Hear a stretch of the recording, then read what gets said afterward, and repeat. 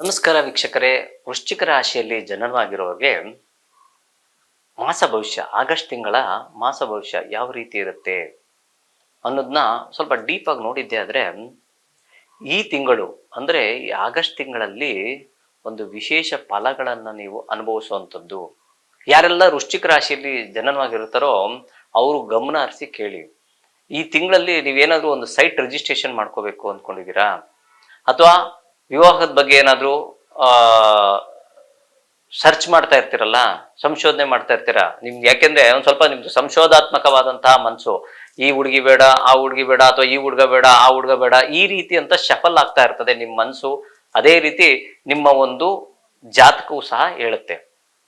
ಈ ತರ ಇದ್ದಾಗ ಏಕ ಮನಸ್ಸು ಅಂದ್ರೆ ಏಕಾಗ್ರತೆಯಿಂದ ನೀವು ವಧುವರರ ವೀಕ್ಷಣೆ ಮಾಡೋದು ತುಂಬಾ ಒಳ್ಳೆಯದು. ಒಂದು ಒಳ್ಳೆಯ ಒಂದು ಮನಸ್ಸಿನಿಂದ ನೀವು ಹುಡುಕಿದ್ರೆ ತುಂಬಾ ಬೇಗ ವಿವಾಹ ಆಗುವಂತ ಸಾಧ್ಯತೆ ಇರ್ತದೆ. ಅದು ಈ ಒಂದು 2-3 ತಿಂಗಳಲ್ಲೇ ಸೆಟ್ ಆಗುವಂತ ಸಾಧ್ಯತೆ ಇರ್ತದೆ ವಿವಾಹದ ವಿಚಾರದಲ್ಲಿ.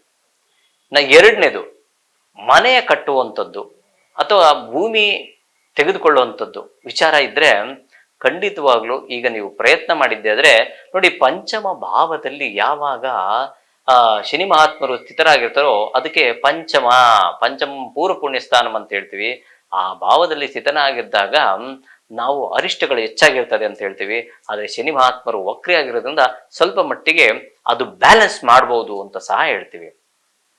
ನೀರಿಗೆ ಸಂಬಂಧಪಟ್ಟಂತಹ ವಾಟರ್ ಇನ್ಫೆಕ್ಷನ್ಸ್ ಆಗಿರ್ಬೋದು, ಯೂರಿನ್ ಟ್ರ್ಯಾಕ್ ಇನ್ಫೆಕ್ಷನ್ ಆಗಿರ್ಬೋದು, ಇಂಥ ರೀತಿಯಲ್ಲ ಸ್ವಲ್ಪ ವ್ಯತ್ಯಾಸ ಕಾಣುವಂಥದ್ದು ಇರ್ತದೆ ಆರೋಗ್ಯದಲ್ಲಿ.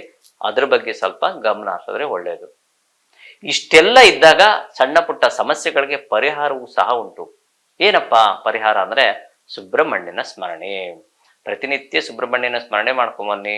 ಓಂ ಶ್ರೀ ಶರವಣ ಭವಾಯ ನಮಃ ಅನ್ನೋ ಒಂದು ಮಂತ್ರವನ್ನ ಪಠನೆ ಮಾಡಿ.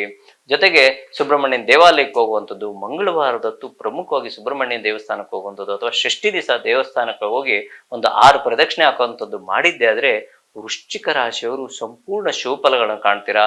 ಉತ್ತರೋತ್ತರ ಅಭಿವೃದ್ಧಿಯನ್ನು ಸಹ ಕಾಣ್ತೀರಾ.